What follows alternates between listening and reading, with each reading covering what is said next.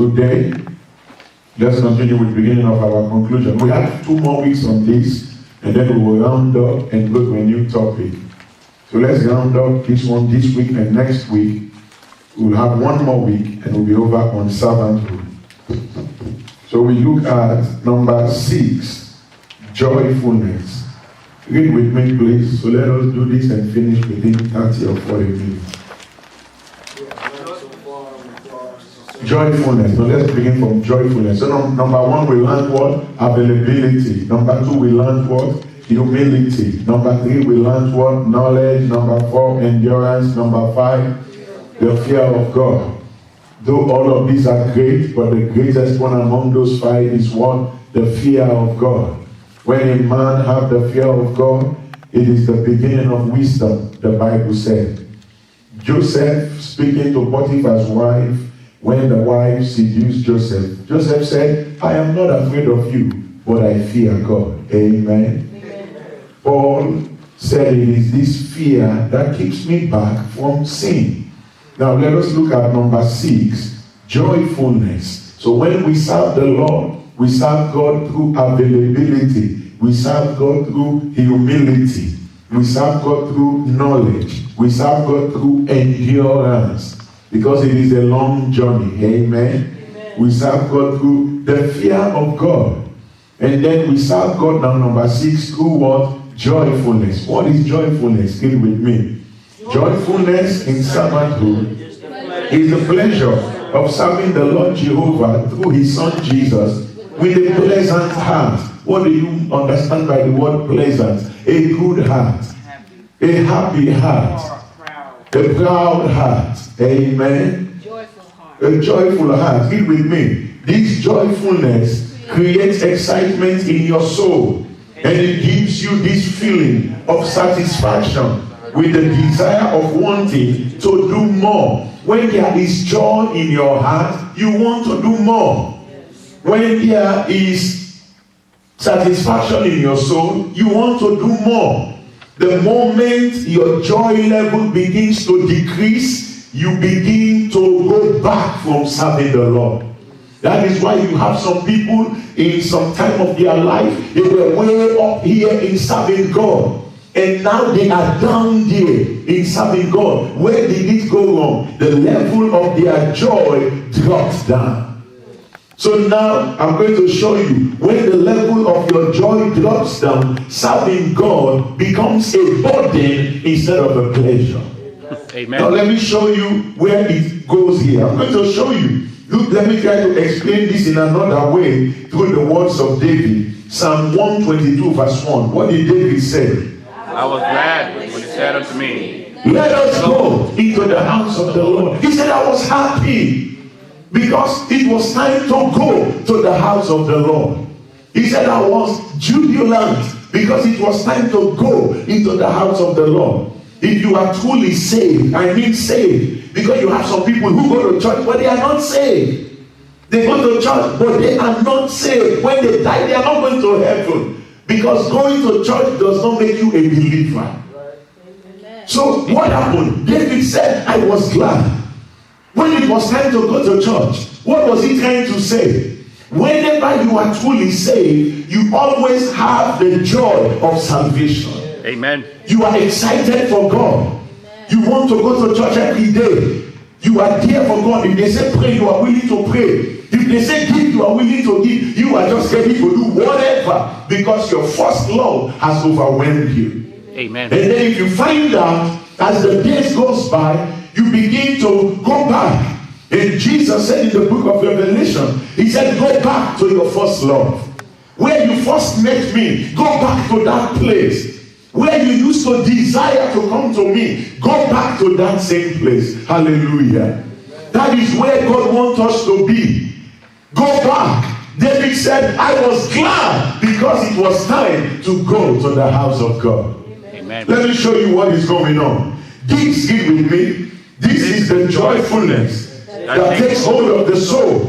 That makes you want to be at the house of God on Monday, on Tuesday, on Wednesday, on Thursday, on Friday, then Saturday, and Sunday. It is your pleasure. For me, it is my pleasure. used to work, I worked because I needed the money. But there are many, many times I don't want to go to work. I go because of the paycheck. If I tell my boss I love it, I'm lying because I don't. I gotta be home sleeping. I gotta be doing something else. But when it is time to go to church, that is my moment of excitement. Nothing makes me to be more happy than when it is time to go to church. I don't care how many days it is time for church, I am ready to be there. What is the reason? It is not a fake. What do you think is the reason? It is joy. This joy that David said, I was glad when they said unto me, let us go to the house of God. This is the joy that fills my heart. So whenever it is time to go to the house of God, I live for joy because it is my own desire. Let me show you what I'm saying. This joyfulness, it makes you forget time. because so much love and passion for God and His work has enveloped your being. Now look at what I see some people. Oh, I was in the church from 10:30 and it's 12. Church didn't finish. I am telling you, you are so low level in joy. Take for example the people you love. Do you spend 1 or 2 hours with them and then it becomes a burden? No. Whenever you begin to feel slothful towards somebody, your joy level is low. So what happened? This joy makes you forget time. When you are with your children, do you remember about time? You are with somebody you love, do you remember about time? By the time you know in 5 hours is gone. It's as if it's nothing. Why? Time disappears when there is joy.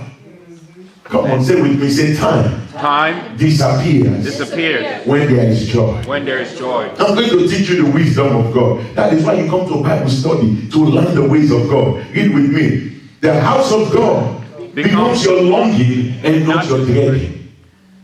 When the house of God becomes your dreading and not your longing, your joy level is low. You know how you are dragging yourself to go to church.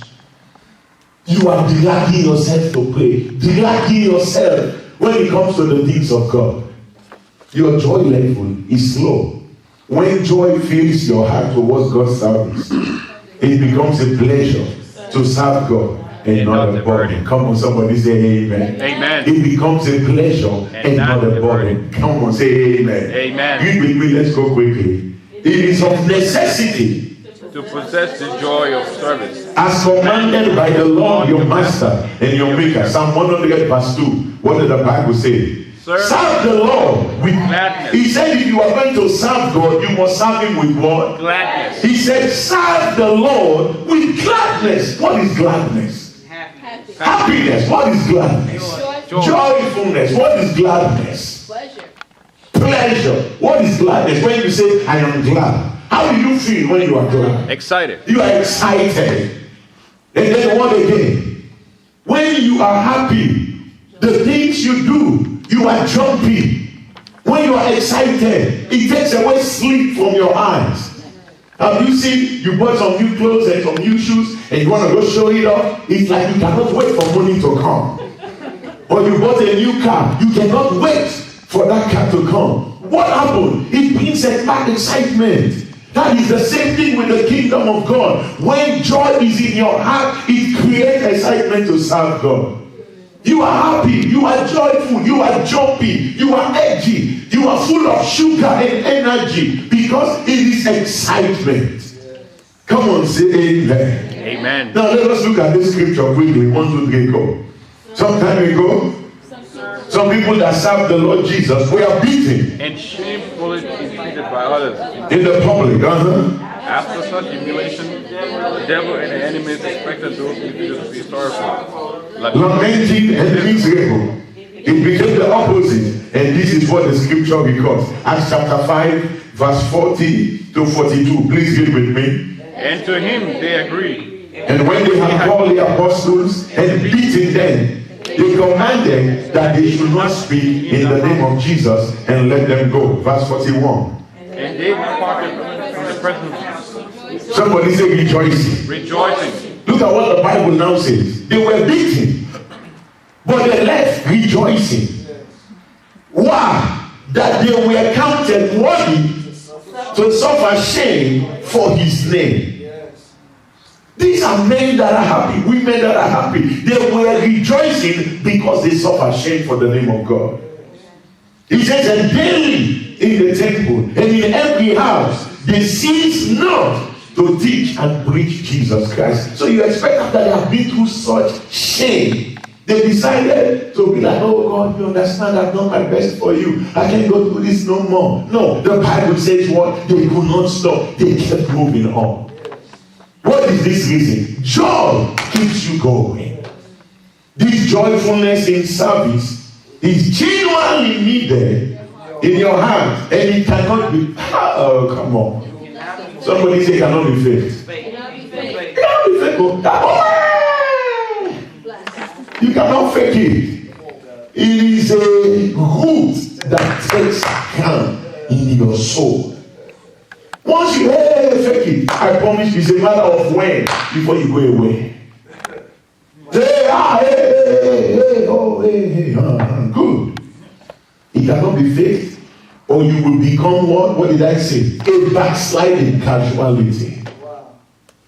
The best backslider is the one that stops coming to church. You stop going to church, we know, okay, you are backsliding. The worst backslider is the one that is in the church, it is already backsliding. You are going to church, you're already backsliding. Here is wisdom. Read with me. Everybody read this one. Go. When that joy is absent, it is just a matter of time before you quit. Say it again. When the joy is absent, it is a matter of time before you quit. Say it again. Say, when the joy is absent, whether in the church, it is a matter of time before you quit. In the church, you will quit. In marriage, you will quit. At the job, you will quit. Once joy leaves, it is a matter of time, you will quit. Every marriage that breaks, the first thing that breaks is joy. No happiness. Once joy leaves, the matter of time before the marriage breaks. Once joy lives in your heart in the church, I don't care if they are preaching fire, it is a matter of time, you will leave. Joy is the power that keeps it together and keeps it going. Can I hear you say amen? Joy is a powerful weapon. Joy is the power that makes you keep going. You say, Pastor, how do you know? Nehemiah chapter 8 verse 10. Read with me your manual. Nehemiah chapter 8 verse 10. What does the scripture say? He said the joy of the Lord is what? Strength. The joy of the Lord is your what? Strength. What is strength? What is strength? Power. What is strength? Energy. What is strength? When you say strong, motivation. He said joy is your motivation. Joy is your energy. Joy is your power. So when joy is gone, your whole life collapses. Joy is a power. That is why whoever makes you unhappy, avoid them. Oh, you didn't hear me. Whoever makes you unhappy, avoid them. They will destroy your life. Whoever makes you miserable, avoid them. Whoever you talk to, and after such communication, you find yourself depressed, keep away from them. They will kill you before your time. He said, joy is your strength. The energy of your life is locked up in your joy. The higher the height of your joy, the greater and better way you will serve God. Yes, Lord. When a wife or husband is happy in a home, the more joy will increase in that home. Yes. But once joy goes out of the window, everything else goes out with it. You don't know the power of joy. It is a weapon. No matter how wealthy you are, it takes joy to put on clothes. It takes joy to eat. It takes joy to enjoy life. Once the devil gets you depressed, he has defeated you. Don't allow the devil to depress you. Whatever whatever makes you happy, engage in it. The opposite of joy is depression. Stay joyful and you will defeat the enemy. Amen. Joy is the energy to all things in life. What did I say? Check your level. Somebody say check your level. Check your level. What is the level of your joy?